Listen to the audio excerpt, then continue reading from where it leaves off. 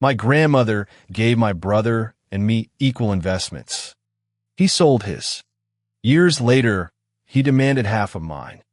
Follow or subscribe for more stories. Then a formal letter arrived claiming he had a legal right to my money. It warned that if I fought back, fees and fines could wipe me out. The letter looked real, and the amount at stake could change my life. But one detail about the woman behind it would unravel everything. My brother is 12 years older than I am.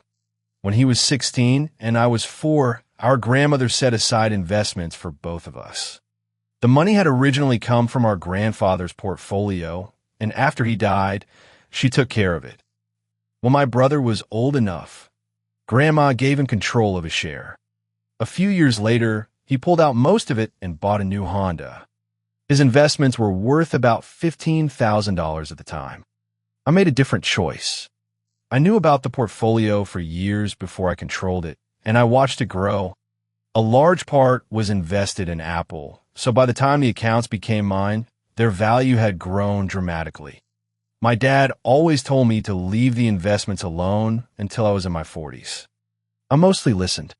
The dividends became an important part of my life.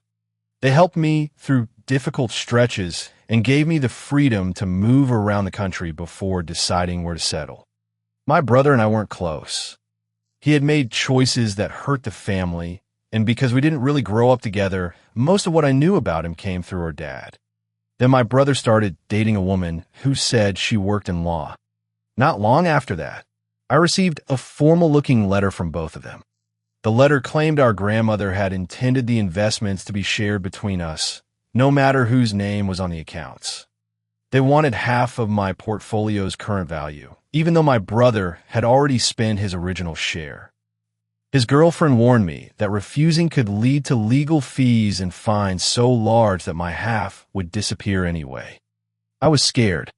Every trading account, bank account, and share was solely in my name, but I didn't know whether Grandma had left paperwork explaining her intentions. Losing half wouldn't just reduce a number on a statement. It would cut the dividend income one relied on and set my plans back for years. Still, I worried that keeping it might somehow be selfish. I contacted my dad, and together we hired my own lawyer. That was when we reconstructed the real timeline. Grandma had personally transferred my brother's share to him. She died before doing the same for me. In her will, she left everything to my dad, with instructions that I receive investments equal to the $15,000 my brother had received once I was old enough to manage them. There was no trust.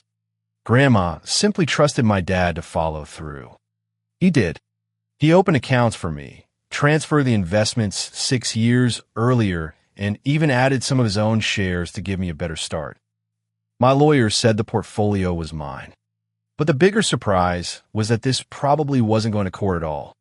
My brother's girlfriend wasn't a lawyer. She was a legal secretary. The letter had been altered to make her position look more senior, and some of the firm's contact information had been changed. My lawyer contacted the firm. They apologized and fired her immediately for using their name and letterhead without permission. The threat that had frightened me so badly had never been an authorized legal demand. Then Dad admitted something else. The year before, my brother had asked him for money again. Dad had helped him several times, but finally refused and used me as an example of someone who had allowed an investment to grow. That was how my brother learned what my portfolio had become worth. A week after his girlfriend was fired, my brother came to see me. He begged for money and explained that she was deeply in debt. The fake letter had been her attempt to pressure me into handing over a 5-figure amount. I felt terrible saying no to my own brother over and over. If he had asked for a smaller amount without threatening me, I might have helped, but I couldn't reward what they had done. The next morning, I walked outside and found every tire on my car slashed. I couldn't prove who did it from that moment alone, but after everything that happened, my sympathy was gone. The experience also forced me to admit that I didn't understand my finances as well as I should. My dad's advice had worked, but I had relied on him without learning enough for myself. So I booked an appointment with a financial advisor to make better decisions going forward. My brother spent his share, tried to claim mine, and lost my trust in the process. Would you ever help a family member after they threatened you for money? Follow for more stories.